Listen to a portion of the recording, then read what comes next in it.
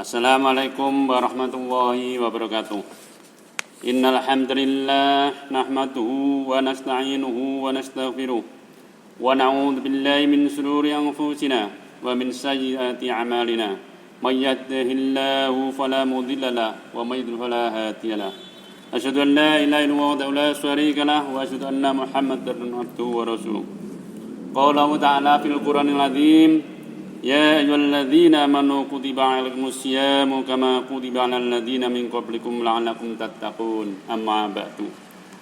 Kaum muslimin rahimakumullah, marilah kita senantiasa meningkatkan iman kita kepada Allah Subhanahu wa taala dengan selalu melaksanakan segala perintahnya dan menjauhi segala larangannya, serta diikuti dengan syukur atas segala nikmat dan karunia-Nya. Salawat dan salam senantiasa kita persembahkan kepada Nabi Muhammad SAW beserta para sahabat, keluarga, dan ahli warisnya sampai hari kiamat nanti. Kaum muslimin yang dirahmati Allah, sekarang alhamdulillah kita telah berada di bulan Ramadan, bulan diwajibkannya umat Islam untuk berpuasa, sebagaimana firman Allah yang telah saya bacakan tadi, surat Al-Baqarah ayat 183. Dengan puasa diharapkan diri kita menjadi pribadi takwa. La'allakum tattaqun. Inilah yang menjadi prestasi seorang hamba, seorang muslim. Takwa merupakan harapan. Dalam artian dengan puasa kita berharap menjadi bertakwa. Bukan hanya ketika berpuasa, tetapi juga bertakwa untuk hari-hari, bulan-bulan, dan tahun-tahun berikutnya. Takwa merupakan predikat yang harus diupayakan setiap diri kita. Kaum muslimin rahimakumullah, kenapa takwa? Karena takwa merupakan bekal hidup yang paling berharga dalam diri seorang muslim. Tanpanya hidup menjadi tidak bermakna dan penuh kegelisahan. Seorang yang berhasil menyandang takwa akan merasakan hakikat kebahagiaan hidup baik di dunia maupun di akhirat. Allah memberi keistimewaan kepada orang yang mencapai derajat takwa. Beberapa di antaranya, yang pertama, Allah akan membukakan baginya jalan keluar ketika menghadapi berbagai persoalan hidup. Barang siapa bertakwa kepada Allah, niscaya dia akan mengadakan baginya jalan keluar. Quran surat At-Talaq ayat 2. Yang kedua, memperoleh rezeki dari arah yang tidak disangka-sangka dan memberinya rezeki dari arah yang tidak disangka-sangkanya. Quran At-Talaq ayat 3. Yang ketiga, dimudahkan segala urusannya. Dan barang siapa yang bertakwa kepada Allah, niscaya Allah akan menjadikan baginya kemudahan-kemudahan dalam segala urusannya. At-Talaq ayat 4. Yang keempat, akan diampuni segala dosanya dan kesalahannya, serta akan melipat gandakan Allah kepadanya segala pahala yang diperolehnya. Dan barang siapa yang bertakwa kepada Allah, niscaya dia akan menghapus kesalahan-kesalahannya dan akan melipat gandakan pahala baginya. Quran surat At-Talaq ayat 5. Kemudian yang kelima, orang yang bertakwa tidak akan pernah merasa takut dan was-was. Ingatlah, sesungguhnya wali-wali Allah itu tidak akan ada kekhawatiran terhadap mereka, dan tidak pula mereka bersedih hati, yaitu orang-orang yang beriman dan mereka selalu bertakwa. Quran surat Yunus 62 dan 63. Dan masih banyak lagi keistimewaan yang diberikan oleh Allah SWT kepada orang yang bertakwa.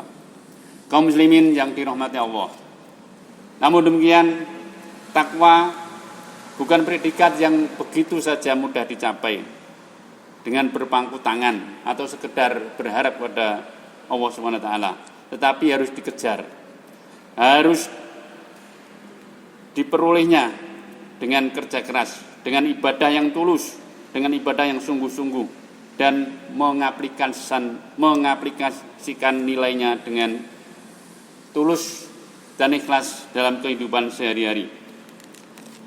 Pertanyaan berikutnya adalah, lalu bagaimana kita mengetahui tingkat ketakwaan kita. Para ulama telah mendefinisikan beberapa indikator yang dapat digunakan untuk mengukur tingkat ketakwaan kaum muslimin kita semua. Ada 4 yang akan saya sampaikan. Yang pertama, au minal jalil, rasa takut kepada Allah yang Maha Agung. Orang yang bertakwa semestinya merasa selalu diawasi oleh Allah SWT, kapanpun dan dimanapun, sehingga dia akan sangat takut untuk berbuat kesalahan, walaupun orang tidak tahu, tetapi karena merasa selalu diawasi oleh Allah, maka dia takut akan Allah Subhanahu wa ta'ala. Yang kedua, beramal sesuai dengan tuntunan syariah. Seseorang disebut bertakwa jika seseorang itu menjalankan apa yang diperintah Allah SWT, disertai dengan menjauhi segala larangannya. Puasa inilah merupakan latihan utama dalam menerapkan hal-hal tersebut. Yang ketiga, ridho dengan yang sedikit. Jiwa manusia menghendaki yang banyak, obsesi tinggi, namun seringkali tidak dibarengi dengan ridho atas ketetapan Allah Subhanahu wa ta'ala. Dengan puasa kita diajarkan untuk menerima walaupun sedikit, bersyukur dengan apa yang telah ditetapkan oleh Allah Subhanahu wa ta'ala. Untuk melatih menjadi pribadi yang menerima yang sedikit ini, ada ungkapan bahwa hendaklah kita melihat ke bawah untuk hal-hal yang terkait dengan duniawi, dan selalu melihat ke atas untuk hal-hal yang terkait dengan ukhrawi. Yang keempat, indikatornya adalah kita harus menyiapkan diri untuk kehidupan akhirat.